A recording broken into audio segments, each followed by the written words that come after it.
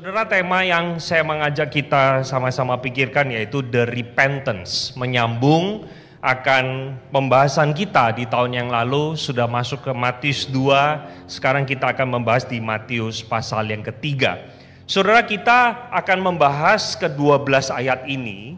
Saya mengundang untuk kita boleh membuka di dalam Alkitab kita di elektronik ataupun di Alkitab fisik supaya kita bisa memberikan catatan tertentu. Karena dari 12 ayat ini, pada waktu saya membacanya secara pribadi, ada hal-hal yang tidak mudah untuk sekedar pada waktu kita baca, kita bisa paham. Ya, saudara bisa memberikan notes di sana, supaya di kemudian hari saudara membacanya, saudara bisa paham. Untuk mempersingkat waktu, kita tidak akan membaca 12 ayat ini, saya hanya mengajak kita membaca 2 ayat saja. Dari ayat 1 sampai 2, tetapi pembahasan kita mencakup 12 ayat ini. Pada waktu itu tampillah Yohanes Pembaptis di padang gurun Yudea dan memberitakan, bertobatlah sebab kerajaan sorga sudah dekat. Sampai di sana pembacaan kita pada siang sore hari ini.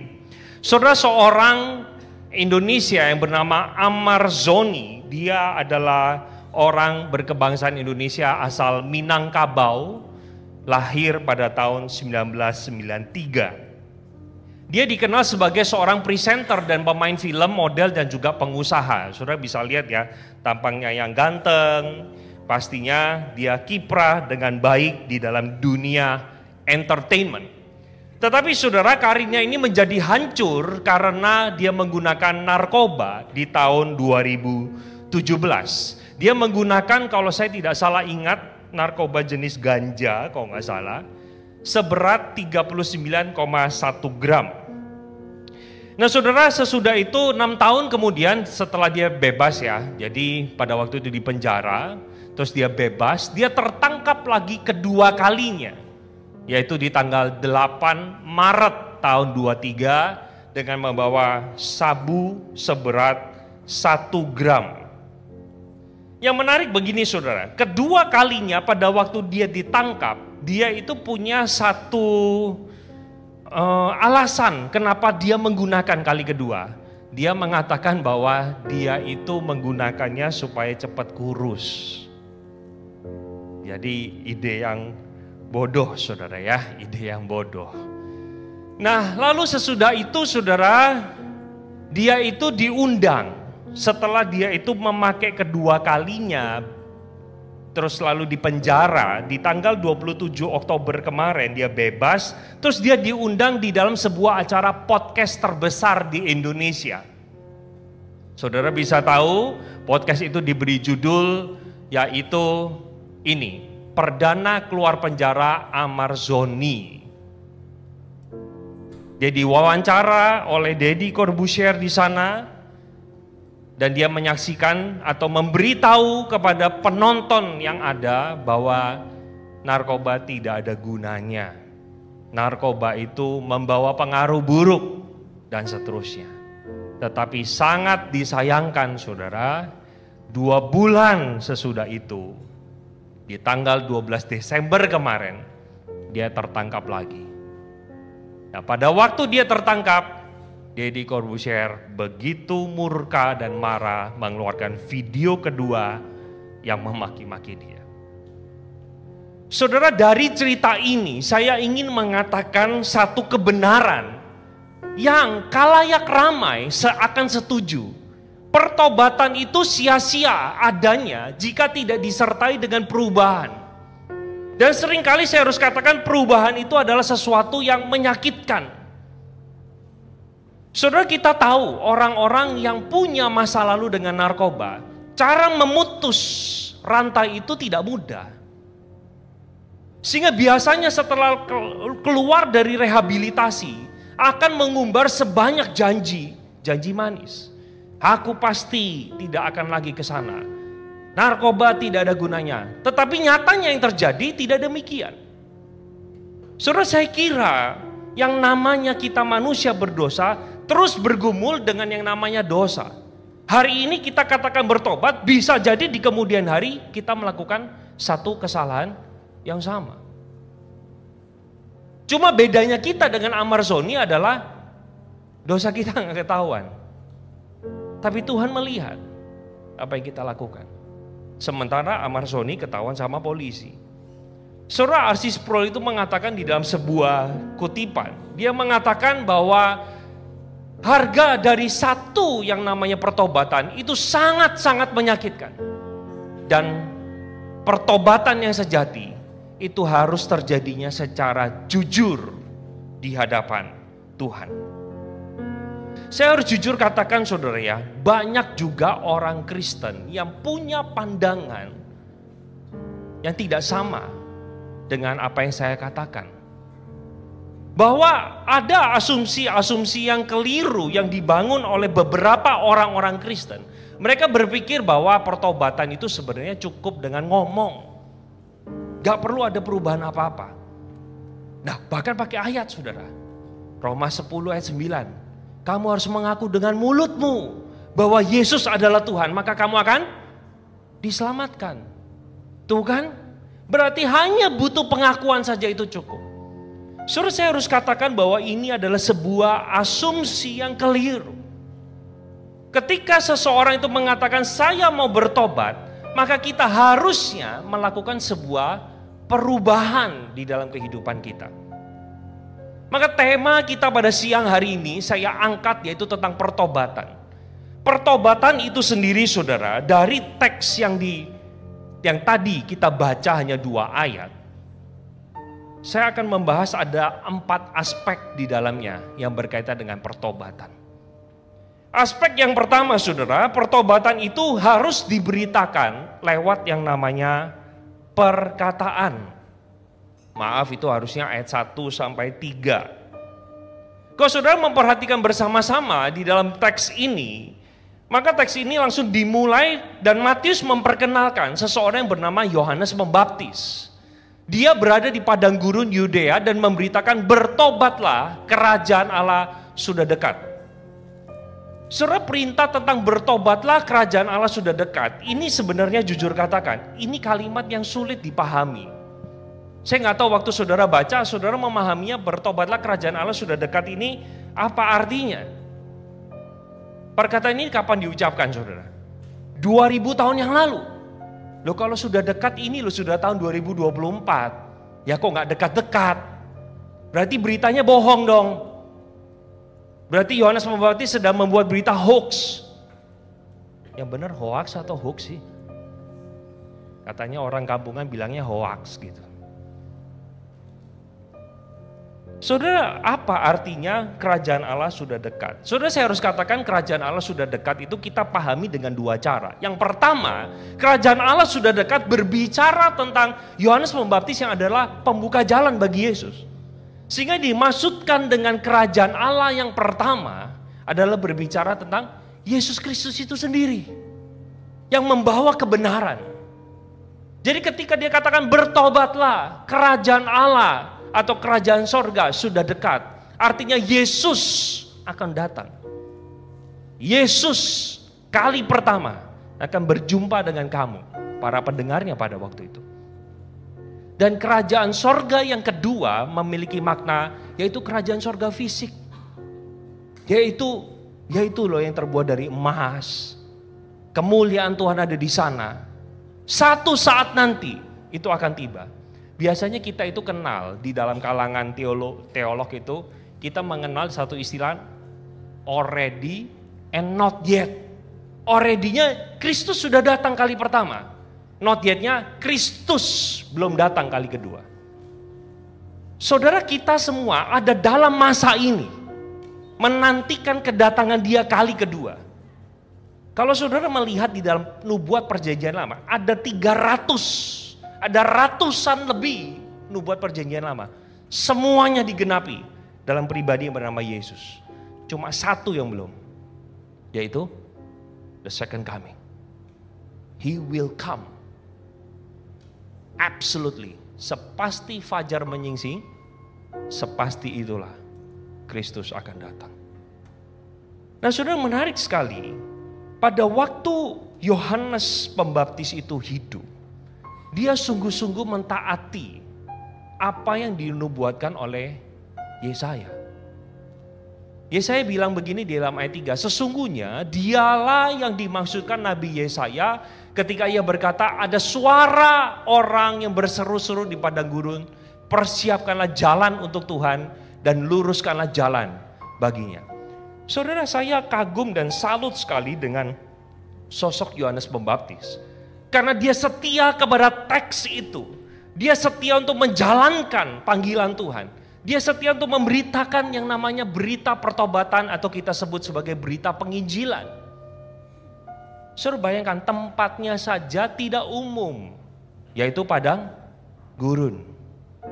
Kita ini yang dengerin khotbah di sini aja, yang AC nyaman, suka ngantuk. Apalagi kalau saya ajak kita ke padang gurun gitu. Kebayang, Pak Albert gak salah pilih tempat. Tapi itulah Yohanes Pembaptis. Saya tertarik sekali dengan kehidupannya. Dan itulah pertobatan mencakup 4 aspek. Yang pertama tadi saya sudah jelaskan bahwa diberitakan melalui perkataan. Dan yang kedua itu dinyatakan lewat perbuatan atau perilaku hidup. Tadi kita sudah lihat bersama-sama di dalam ayat yang ketiga. Bagaimana dia menjalani panggilan Tuhan itu dengan setia. Dan ayat yang keempat mengatakan kepada setiap kita bahwa Yohanes memakai jubah bulu unta dan ikat pinggang kulit dan makanannya belalang dan madu hutan. Saudara, saya ingat sekali pada waktu bulan Agustus pertama, itu bulan ADM, HUT Gereja GKI Singapura. Saya mengkhotbahkan juga Yohanes Pembaptis. Dan pada waktu itu saya katakan bahwa belalang yang dimaksud itu bukan belalang hewan, tetapi belalang tumbuhan, bentuknya itu kayak begini. Tapi warna hijau. Nah, cuma saya akhirnya ada masukan dari jemaat yang mengatakan belum tentu juga loh. Setelah saya menyelidiki lebih lanjut, saya menemukan ternyata belalang makanan itu tidak bukan sesuatu yang tidak halal. Itu bisa dimakan. Jadi yang mana sebenarnya saya juga kurang tahu. Nanti kita di surga tanya ya. Kalau masuk surga kita tanya sama Yohanes Pembaptis ya. Belalang kamu makannya itu kayak yang kita digoreng apa enggak gitu. Saudara tentunya bukan yang digoreng ya kayak kita ya. Saudara, maksudnya di dalam ayat 4 menunjukkan bahwa hidupnya Yohanes Pembaptis itu adalah sederhana. Sederhana. Dia menyatakan pemberitaan di dalam perkataan yaitu bertobatlah. Tapi di sisi yang lain dia menunjukkan kehidupan yang sederhana. Saudara kebayang gak kalau misalnya Yohanes Pembaptis itu beritanya bertobatlah kerajaan Allah sudah dekat. Tapi dia itu kalau jalan 5 jarinya itu apa sih, cincinnya emas semua berlian. Dia gak berani senyum saudara. Kalau ngomong itu mulutnya ditutup. Karena waktu berseri, gitu, kuning semuanya, emas. Saudara, kira-kira kalau dia itu memberitakan pelayanannya seperti itu, apakah akan ada banyak orang yang datang? I don't think so. I don't think so. Alkitab katakan dan lanjutkan di dalam bagian ini, kalau terjemahan Indonesia dipakai kata maka. Tapi di dalam terjemahan bahasa aslinya atau beberapa terjemahan bahasa Inggris dikatakan at that time. Pada saat itulah, pada saat apa? Pada saat Yohanes Pembaptis memberitakan berita pertobatan, di sisi yang lain dia punya hidup yang sederhana. Hidup dan beritanya sejalan. At that time, orang banyak datang untuk mengaku dosa dan memberi diri dibaptis. Saudara, apa yang saya mau katakan dari bagian ini? Ketika seorang rohaniwan memiliki pengajaran dan kehidupan yang sejalan, yang tidak bertolak belakang, yang tidak dolak-dalik perkataannya, maka itu akan mengundang mereka, orang banyak untuk tertarik mengikut kepada Yesus. Waktu saya membersihkan bagian ini, saya nggak tahu saudara apakah terpapar dengan informasi dari Instagram, salah satu akun yang berjudul Pastor in Style. Nggak tahu, pernah? Saudara kalau nanti ya, nanti jangan sekarang. Tuh beberapa yang senyum-senyum itu anak muda berarti ya. Biasanya usia 40 ke bawah gitu ya. Nah saudara, Pastor Install ini adalah akun Instagram yang suka memotret beberapa rohaniwan yang di Indonesia. Yang kalau berpakaian saudara, itu ada yang misalnya pakai jas, harganya 800 pounds. Kalau pakai $800 Singapura, gatal-gatal dan jamuran gitu. Saudara pakai jam tangan bisa harganya 300 juta rupiah. Saya lagi mikir saudara ya, rohaniwan yang seperti itu berdiri di atas mimbar, lalu menyatakan gini, ikut Yesus sulit, ikut Yesus itu pikul salib. Saudara jadi jemaat garu-garu kepala gak? Sulit. Oh pakai Rolex itu sulit. Sulit menjaganya supaya tidak dirampok orang gitu kan. Saudara sekarang sangat disayangkan ya. Orang yang di atas mimbar berkata sesuatu yang rohani, kehidupan sehari-harinya dipenuhi sekali dengan yang namanya kemewahan. Yang tidak sejalan dengan apa yang diajarkan dan dikatakan. Saya sampai pernah saudara ya, saking jengkelnya ya. Saya bukan iri, saya nggak iri saudara. Saudara mau kasih saya Rolex saya terima, tak jual lagi. Tapi saya minta izin tak jual ya. Saya nggak akan pakai barang mahal. Karena bagi saya pribadi, sampai saya mikir ya, kalau ada jemaat kasih saya BMW lah atau Mercy lah, saya ini buat saya nggak? Iya, buat bapak deh, buat bapak nyetir. Ya, saya izin tak jual ya. Saudara saya nggak bisa. Karena saya tahu itu sulit dan menghalangi pelayanan itu bisa dilakukan dengan baik. Saudara satu kali saya mengenal ada seorang rohaniwan yang merasa dirinya berharga ketika dia mengendarai kendaraan dengan 3 huruf. Bukan 3 huruf, yang 3 garis saudara ya.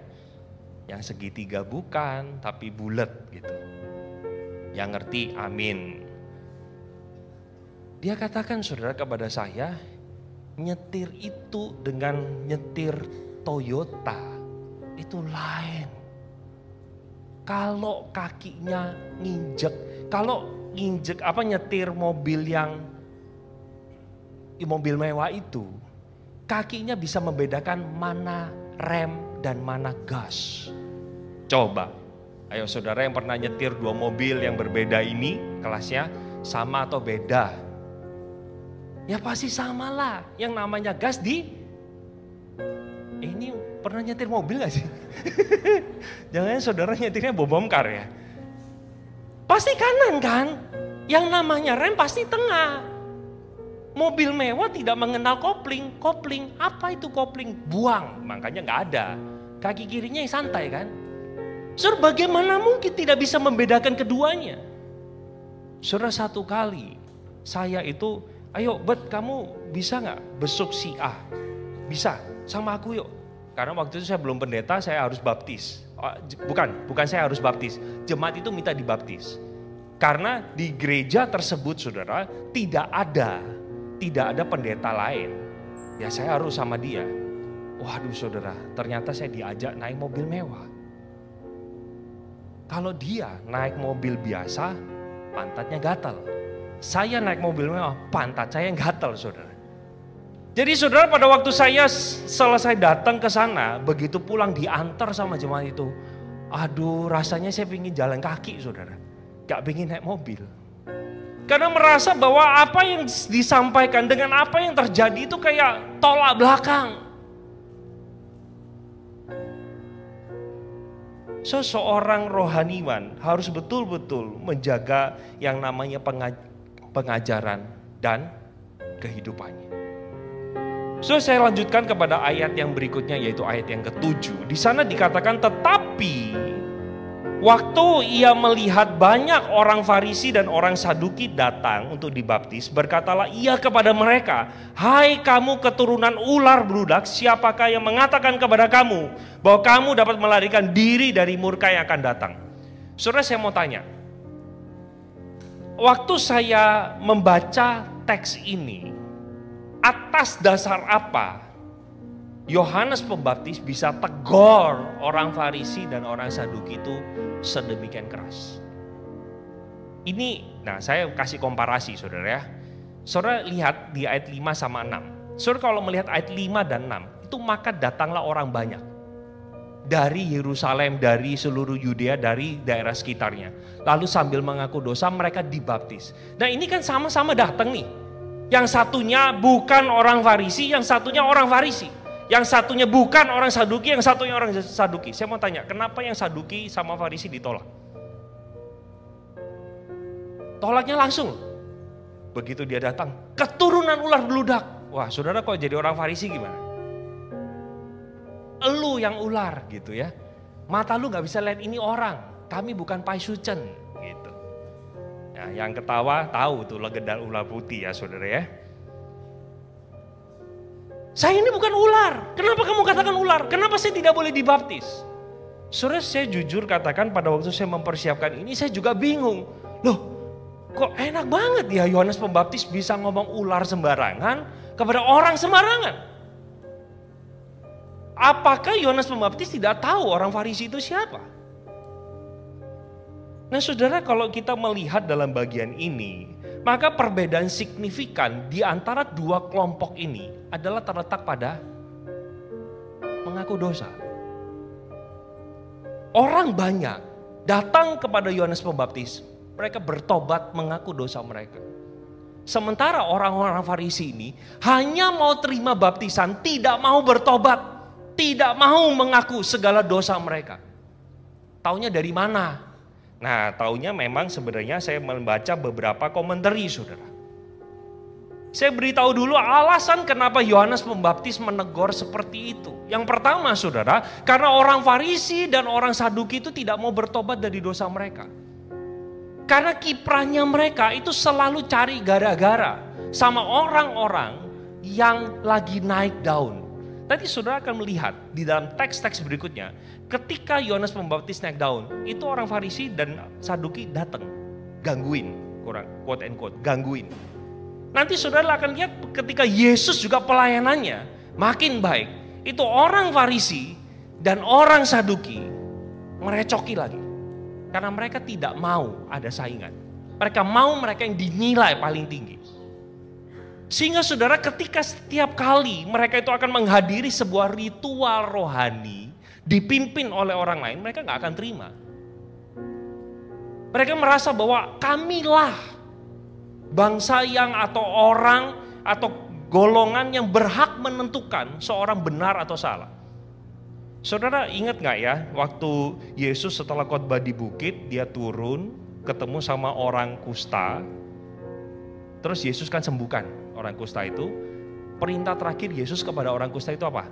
Tunjukkanlah dirimu ke imam. Betul? Saudara karena imam atau orang Farisi itulah menjadi legitimasi orang ini tahir atau tidak. Sakti saudara zaman itu. Orang Farisi itu adalah orang yang terpandang.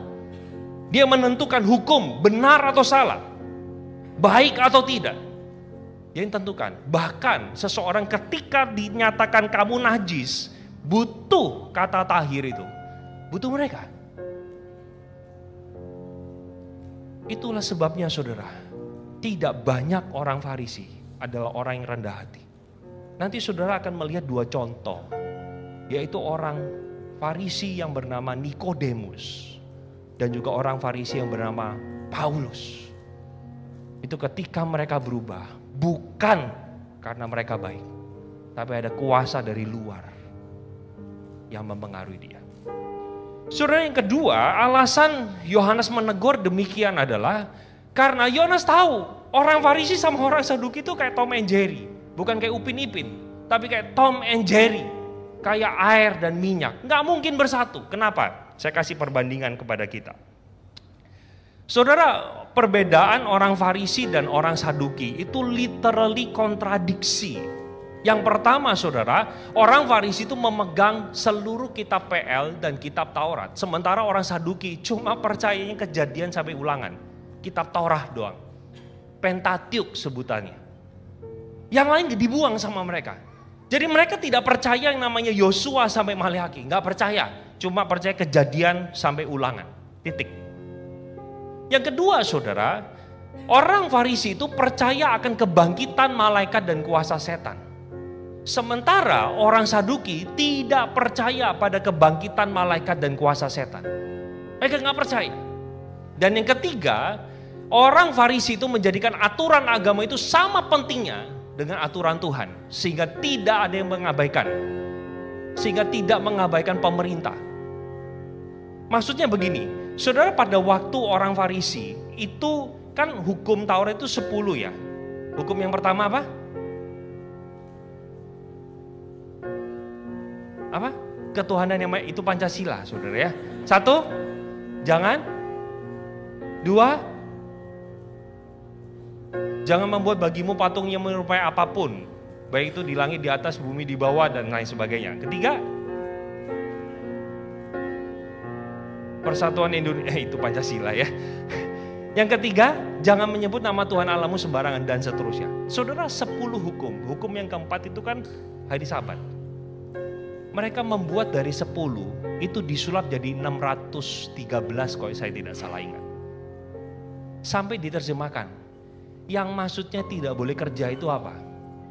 Oh, bawa barang sekian kilo, itu nggak boleh. Jadi saudara, ini tips ya. Kalau saudara mau ke Israel, lihat tanggal. Kalau kena hari Sabat, siap-siap. Saudara perlu cek itu hotelnya hari Sabat, hotelnya orang Yahudi atau bukan. Saudara, orang Yahudi celaka kita. Kita tinggalnya lantai 50, siap-siap naik tangga. Atau tiap lantai akan berhenti, saudara. Karena bagi mereka pencet tombol itu kerja. Saudara, 10 hukum dibikin jadi 600. Gak heran, makanya murid-murid Yesus gak cuci tangan. Mereka permasalahkan. Loh saudara, memang cuci tangan itu penting, betul gak? Tapi saya mau tanya, saudara kalau makan gak cuci tangan, dosa apa enggak? Ya nggak dosa lah, masa dosa sih? Tapi ya bisa bikin sakit. Tapi nggak dosa. Tapi di mata orang Farisi, kamu nggak cuci tangan, itu dosa terhadap Tuhan. Gila nggak saudara? Itu orang Farisi. Sementara orang-orang Saduki, mereka kompromi dengan value mereka. Demi posisi dan pengaruh. Jadi makanya orang-orang Farisi itu nggak peduli sama pemerintahan Roma. Pokoknya hukum kami seperti ini. Hukum kami seperti ini. Makanya saudara nanti akan lihat bersama-sama eskalasi ketika mereka akan menghukum Yesus. Mereka berkata, orang seperti ini yang menghujat nama Allah harus mati. Sampai seorang bernama Pontius Pilatus, bahasa Mandarinya bohat, ketemu sama orang Farisi. Saudara, Yohanes tahu kalau mereka itu bekerja sama berarti mesti ada apa-apa. Sehingga Yohanes lanjutkan dengan mengatakan, jadi hasilkanlah buah yang sesuai dengan pertobatan. Jadi kalau mengatakan kamu bertobat, dia berubahlah. Keselamatan itu hanya melalui iman pada Yesus, tapi iman harus dibuktikan dalam perbuatan baik. Saudara gini, jangan salah mengerti ucapan saya. Saya tidak ngomong keselamatan lewat perubahan hidup, enggak. Keselamatan hanya di dalam Yesus, hanya anugerah Tuhan saja melalui iman. Tetapi saudara, kalau saudara mengatakan saya adalah orang percaya, buktinya apa? Buktinya engkau harus baik. Engkau harus baik. Pertanyaannya adalah, apakah orang sekitar melihat dirimu baik atau tidak? Saudara, waktu kesempatan kemarin di bulan November, saya cuti bersama dengan istri dan anak pergi ke Chungguo. Kami ada kesempatan untuk pergi ke satu kota yang bernama Beijing. Di sana kami ada lakukan wisata, ada tour guide.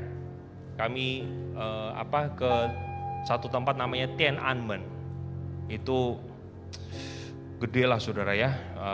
Di sana ada fotonya Mao Zedong. Satu kali saya bersama dengan dua anak itu sudah kelelahan saudara. Jalan, karena jalannya antara satu bilik ke bilik berikutnya itu bisa berkilometer gitu. Total saya hari itu jalan mungkin 15-16 kilometer. Akhirnya saya duduk saudara di satu tempat. Sama satu anak saya temenin istri jalan lebih dalam untuk explore tempat itu. Saudara, nggak lama kemudian ada orang yang juga kecapean, lalu dia duduk di sebelah saya yang berjarak mungkin kurang lebih saya dengan piano begitu. Kami duduk, terus dia taruh HP, saudara. Nah, ternyata dia waktu ini seorang pria yang duduk di sini, nggak lama kemudian dia ke sana, ke tempatnya Pak Jimmy sana, kira-kira di sana gitu untuk foto. HP-nya ditinggal. Saya waktu lihat, itu sih iPhone pasti 13. Kayaknya sih ada mata 3 soalnya. Mata 3 iPhone berapa? Saya nggak tahu ya saudara ya. Itu orang kayaknya nggak sadar tuh. Ambil nggak saudara? Ambil nggak? Saudara, saya nggak pikir panjang. Nggak ada godaan sama sekali. Ambil nggak? Kalau jual lumayan nih. Ya, bisa makan gratis nih.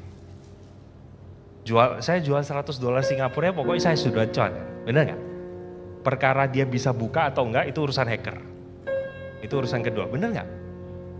Tapi saudara, saya nggak pikir panjang. Saya lihat tuh orang udah gerak 20 menit. Lu kagak ngambil HP lu. Saudara, saya ambil, saya turun. This is your phone. 这个是你的手机吗？对呀，我忘记了。Sorry saudara, bahasa roh. Ubah channel lagi. HP-mu ya? Iya. Wah, lupa. Ngomong sesi aja enggak. Tapi ya enggak apa-apa. Saudara, jadi orang Kristen harus baik. Mau ada jemaat, enggak ada jemaat, saya lakukan. Karena ada Tuhan yang lihat. Saudara, catat perkataan saya. Saudara boleh berbuat dosa, boleh berbuat jahat. Kalau Tuhan enggak lihat. Kapan Tuhan enggak lihat? Waktu kamu mimpi bahwa Tuhan gak lihat, baru boleh. Saudara, yang saya katakan adalah ketika kita mengatakan saya anak Tuhan, buktinya apa? Buktinya tunjukkanlah di dalam perbuatan baikmu. Saya tidak mengatakan perbuatan baik adalah jalan keselamatan, tidak. Sehingga ketika saya katakan keselamatan hanya lewat anugerah, kita diingatkan. Tandanya kita diselamatkan. Ada perbuatan baik kita yang ditunjukkan lewat kata-kata, lewat perbuatan, lewat pikiran, lewat keputusan, lewat kehidupan. Kita lanjutkan saudara. Kita sudah lihat bersama-sama dua aspek. Kita lihat sekarang aspek yang ketiga. Pertobatan mencakup aspek yang ketiga adalah diubahnya cara berpikir seseorang. Surah ayat ini dilanjutkan pada ayat 9. Dan Yohanes menegur orang-orang Farisi dan orang Saduki mengatakan, dan janganlah mengira bahwa kamu dapat berkata dalam hatimu. Hati itu adalah pikiran. Bahwa apa? Abraham adalah bapak kami. Karena aku berkata kepadamu, Allah dapat menjadikan anak-anak bagi Abraham dari batu-batu ini. Saudara, orang-orang Farisi dan orang-orang Saduki, kenapa dia orangnya jadi songong? Songong itu adalah sombong. Kenapa? Karena mereka berpikir, ya hidup pokoknya saya anak Abraham. Saya anak Abraham pasti selamat. Saudara, itu pikiran mereka. Dia berpikir pokoknya asal aku adalah garis keturunan Daud, mesti selamat. Jadi buat dosa sembarangan, gak jadi soal. Saudara, makanya Yohanes katakan, kamu salah. Jangan kamu mengira dan dapat berkata dalam hatimu, Abraham adalah bapak kami. Maksudnya apa? Kamu berpikir karena Abraham adalah bapakmu, maka kamu akan lepas dari hukuman Tuhan. Enggak. Kalau kamu tidak bertobat, kamu akan dihukum oleh Tuhan. Saudara, sehingga saya mau katakan harusnya pertobatan itu terjadinya juga pola pikir kita.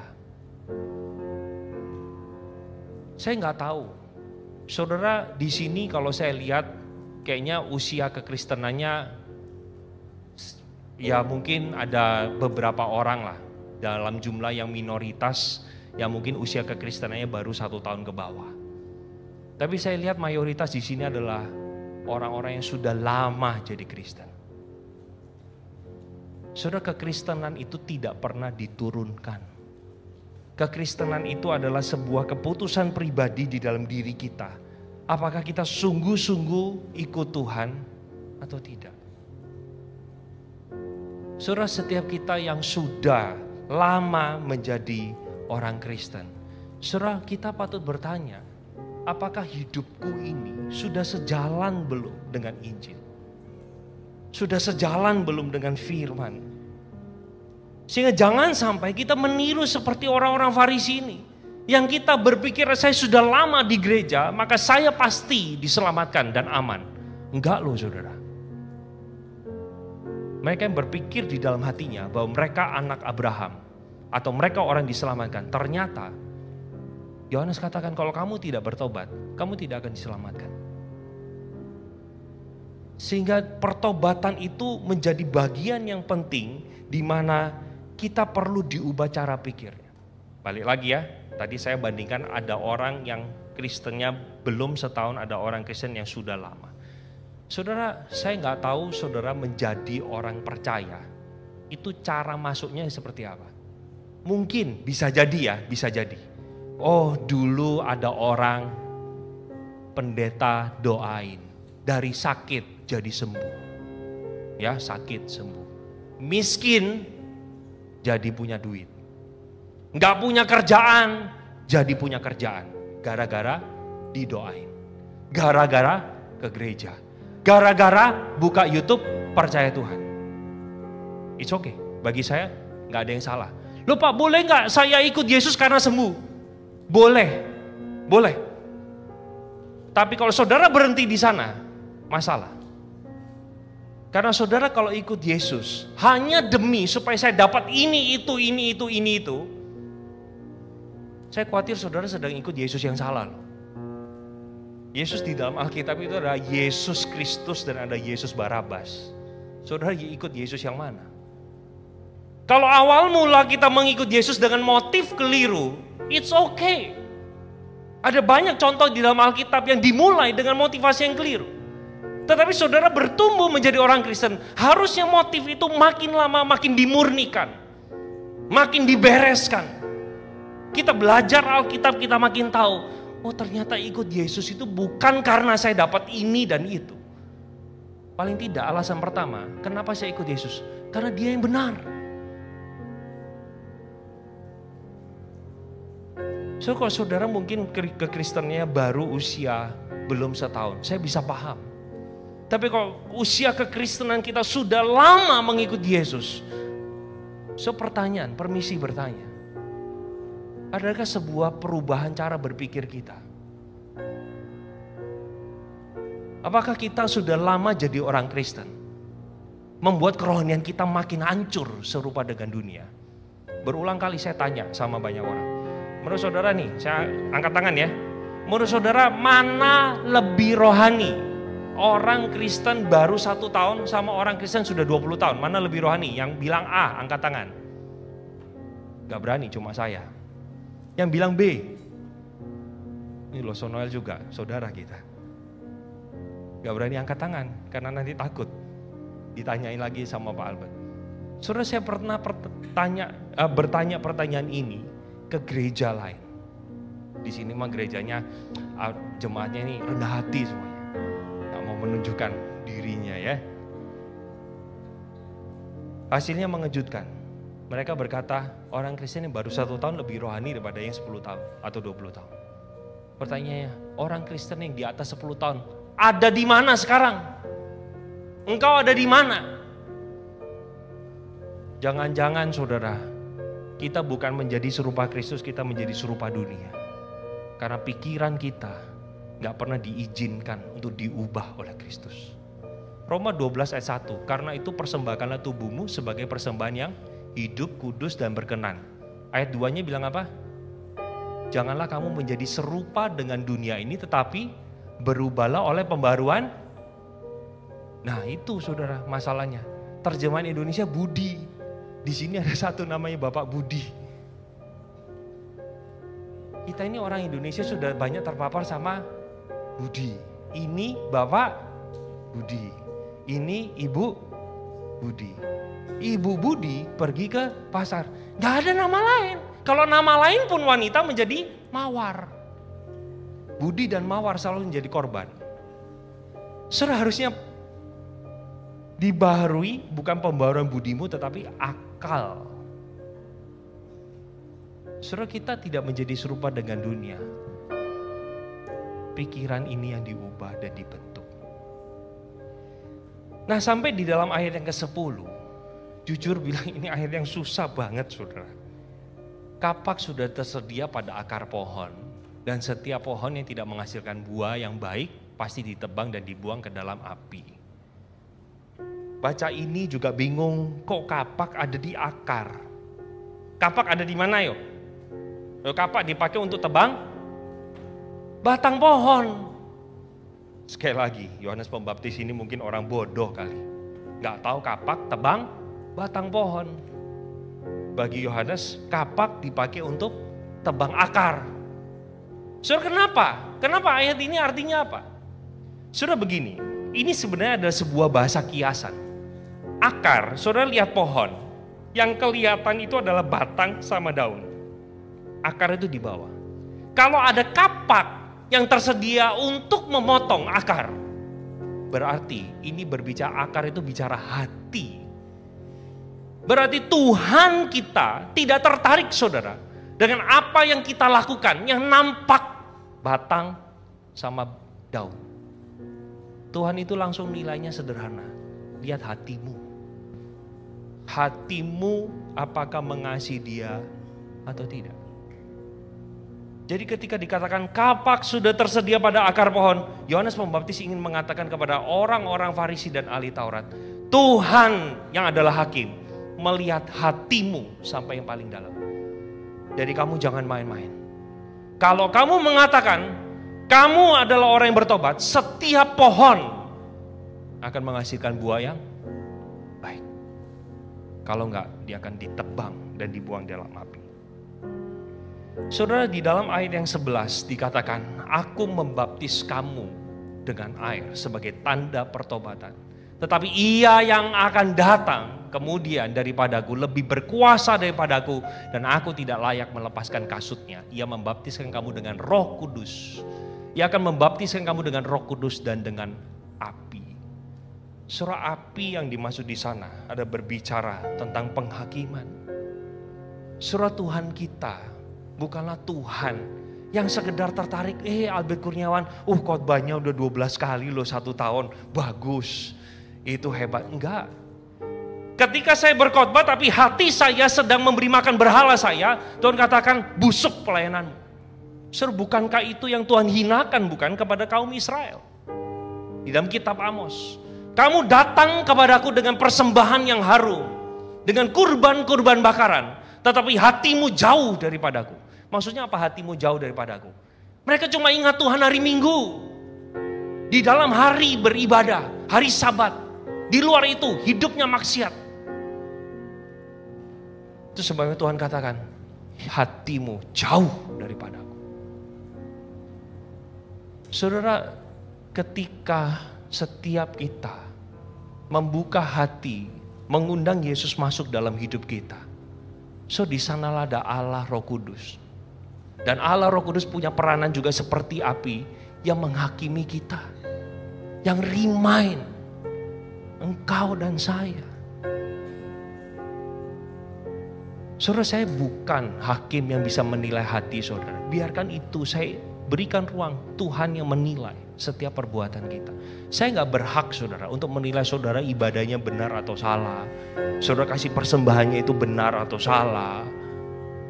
Saudara pelayanannya dengan hati yang benar atau salah. Enggak, saya tidak berhak menilai apapun. Berbicara soal hati ya, tidak berhak. Tuhanlah yang harusnya menilai kita. Saudara, bagian yang terakhir, pertobatan tidak hanya mencakup 3 aspek ini saja. Bukan hanya lewat diberitakan lewat perkataan, bukan hanya dinyatakan lewat perbuatan, bukan hanya diubah cara berpikirnya, tetapi yang terakhir, diberikan limitasi waktu. Saudara, Allah itu kasih. Tapi jangan lupa dia juga adil adanya. So ditutup dengan ayat 12. Alat penampi sudah di tangannya. Ia akan membersihkan tempat pengirikan dan mengumpulkan gandumnya ke dalam lumbung. Tetapi debu jerami akan dibakarnya dalam api yang tidak terpadamkan. Saudara yang tahu alat penampi? Yang digini ya saudara ya. Yang dilempar-lempar begitu. Bukan. Atau apa? Bukan itu saudara ya. Alat penampi itu bukan itu. Ada yang tahu? Kalau nanti tahu saudara tanpa googling ya. Nah, soalnya jemaat mulai tunduk-tunduk kepala, saya tahu. Ya.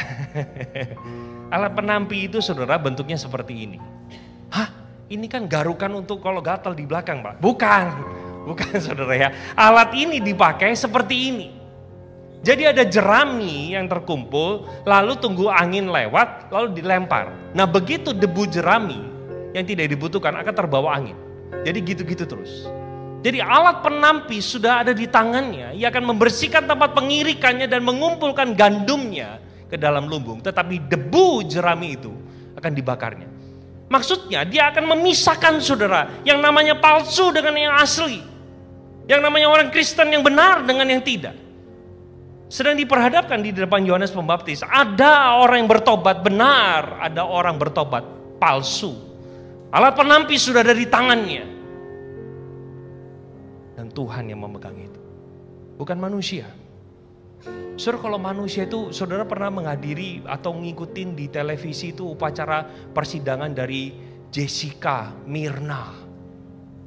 Ya ampun, pertama ikut, kedua ikut, saya habis itu bosen, belenak saudara. Kenapa? Lama banget. Kalau Tuhan saudara melihat manusia, gak usah. Albert gak usah ngomong, diam. Aku tahu hatimu, mati saudara. Udah penghakimannya akan cepat. Surat penampi sudah ada di tangan Tuhan. Dan dia akan menghakimi dan mengukur setiap saudara dan saya. Saudara sebagai penutup di dalam khotbah saya mengajak kita bersama-sama untuk melihat apa yang menjadi aplikasi. Saudara saya ajak kita sama-sama yuk. Selama saudara mengatakan saya adalah anak Tuhan. Saudara izinkan saya bertanya, apakah hidup kita, perkataan kita, kelakuan kita, pemikiran kita sudah sejalan dengan iman Kristen atau belum? Kalau belum, ayo sama-sama kita balik kepada firman. Saudara yang kedua, mari kita perbarui pikiran kita agar sesuai dengan Injil Tuhan. Saudara saya nggak tahu kapan saudara terakhir kali dengan sengaja saudara membuka Alkitab, membaca dan merenungkannya firman Tuhan. Zaman saya waktu masih remaja saudara ya, pemuda waktu saya masih kuliah, pemuda saya pimpin anak KTB yang masih SMP, SMA. Saya tanya udah saat teduh belum Mam? Waduh kok nggak bisa saat teduh, bahanku nggak ada. Saya bilang salah kamu pikirnya. Kalau kamu pikir kamu saat teduh itu karena nggak ada bahan, itu salah. Berarti kamu baca bahan nggak baca Alkitab. Baca Alkitabnya. Kalau kamu nggak ada Alkitab baru tidak bisa saat teduh, itu benar. Banyak orang Kristen pikirnya baca renungannya tok. Tapi Alkitabnya abai. Tak pedulilah. Alkitab cuma comot 1 Korintus 13 ayat yang keempat. Ada yang tahu apa itu? Kasih itu, bla bla bla. Pokoknya yang penting hafal itu aja. Baca 1 Korintus 13:4. Gak peduli kita gak renungkan. Saudara mari saya undang kita. Sama-sama balikin. Waktu-waktu indah kita bersama Tuhan lewat firman, kita balikin lagi. Saudara masih tanggal 7 Januari. Biasanya semangat tahun baru. Semangat baru. Mau baca Alkitab. Saya undang, ayo sama-sama. Sama-sama. Bangun lagi persekutuan kita dengan Tuhan. Di dalam doa dan firman. Dan yang terakhir adalah kita harus ingat saudara. Segala sesuatu ada batasnya. Ada waktu limitnya.